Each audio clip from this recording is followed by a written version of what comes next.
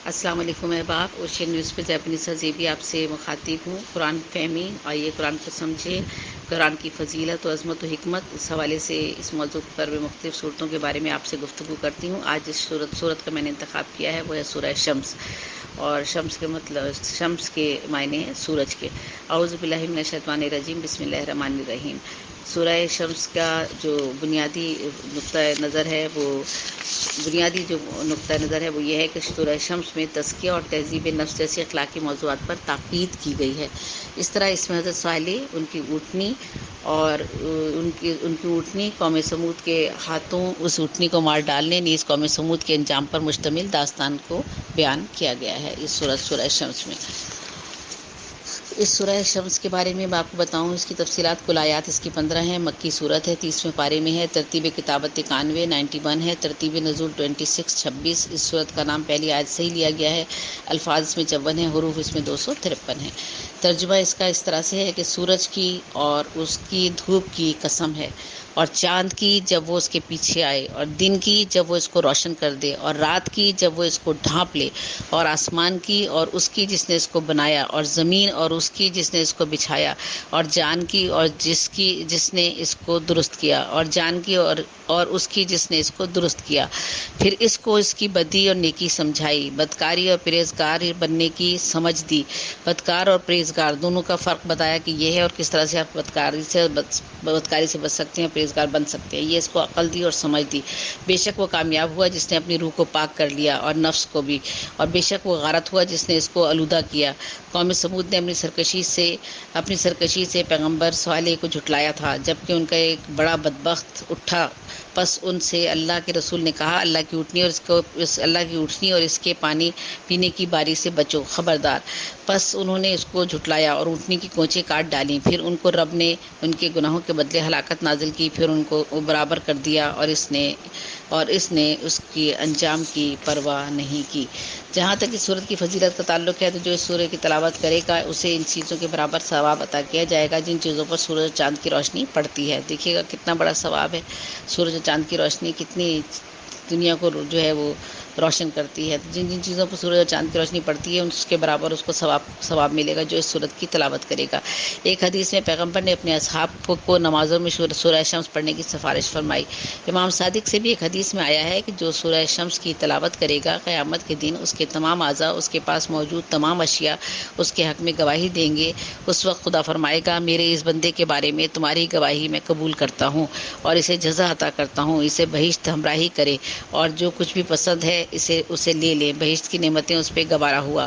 خاص موقع پر ان صورت کی قرأت کی جاتی ہے۔ عید الفطر اور عید الاضحیٰ کی نماز اور کی دوسری رکعت میں پڑھنا جو ہے وہ مستحب ہے۔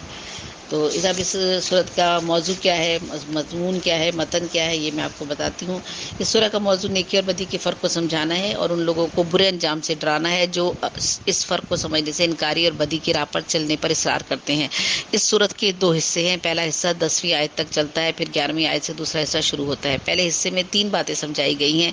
ایک یہ کہ جس طرح سورج اور چاند، دن اور رات، زمین اور آسمان ایک دوسرے سے مختلف ہے اور اپنے اثار و نتائج میں متضاد ہیں، اسی طرح نیکی اور بدی بھی ایک دوسرے سے مختلف اور اپنے اثار و نتائج میں متضاد ہیں۔ یہ دونوں نہ اپنی شکل میں یکساں ہیں نہ ان کے نتائج یکساں ہو سکتے ہیں۔ دوسرے یہ کہ اللہ تعالیٰ نے نفس انسانی کو جسم، حواس اور ذہن کی قوتیں دے کر دنیا میں بالکل بے خبر نہیں چھوڑا ہے، بلکہ ایک فطری الہام کے ذریعے سے اس کے لاشعور میں نیکی اور بدی کا فرق، بھلے اور برے کا جو امتیاز ہوتا ہے اسے، اور خیر اور شر کے شر ہونے کا احساس ہوتا اس میں اتار دیا ہے۔ خیر کے خیر اور شر کے شر ہونے کا احساس اس انسان کے اندر اتار دیا ہے۔ یعنی اللہ تعالیٰ نے اچھے برے کی تمیز کا امتیاز انسان میں رکھ دیا ہے اور اسے بتایا کہ خیر کا انجام خیر ہوتا ہے اور شر کا انجام شر ہوتا ہے۔ تیسرے یہ کہ انسان کے مستقبل کا انحصار اس پر ہے کہ اس کے اندر تمیز، ارادے اور فیصلے کی جو قوتیں اللہ نے رکھ دی ہیں ان کو استعمال کر کے وہ اپنے نفس اور اچھے اور برے رجحانات میں سے کسی کو ابھارتا ہے اور کسی کو دباتا ہے۔ اگر وہ اچھے رجحانات کو ابھارے اور برے رجحانات سے اپنے نفس کو پاک کرے تو فلاح پائے گا، اس کے برعکس اگر وہ نفس کی اچھائی کو دبائے اور برائی کو ابھارے تو نامراد ہو جائے گا۔ اس سورہ کے دوسرے حصے میں قوم سمود کی تاریخی نظیر کو پیش کرتے ہوئے رسالت کی اہمیت کو سمجھایا گیا ہے۔ رسول کو دنیا میں اس لیے بھیجا جاتا ہے کہ بھلائی اور برائی کا جو الہامی علم اللہ نے انسان کی فطرت میں رکھ دیا ہے، لیکن یہ کافی نہیں ہے، اس لیے پیغمبروں کو اس کی ہدایت کے لیے भेजा गया ताकि वो उन अहकामात पर अमल करे और अच्छाई और बुराई के रास्ते से वाकिफ़ हो सके। इसलिए हज़रत सालेह अलैहिस्सलाम कौम समूद के लिए भेजे गए। उनकी कौम अपने नफ्स के ग़ुलाम होकर बुराई में गर्क होकर इतनी सरकश हो गई कि उसने पैगंबर को झुटलाया और उनका मुंह मांगा मुअज्जिज़ा जब उन्होंने एक ऊँटनी की शक्ल में पेश किया तो उस कौम के एक शरीर आदमी ने इस कौम की सारी कौम की ख्वाहिश और रज़ा के मुताबिक उस ऊँटनी को कत्ल कर दिया। नतीजा सारी कौम तबाह बर्बाद हो गई। बस इस वाक़े को बयान करने का मकसद अहले कुरैश को आगाह करना था कि वो जान लें कि हजूर की हिदायत से रूगर्दानी करना और सज़ा और अज़ाब कौम समूद की तरह भी हो सकता है। इस मकसद के लिए कौम समूद की नज़ीर इस सूरत में पेश की गई है।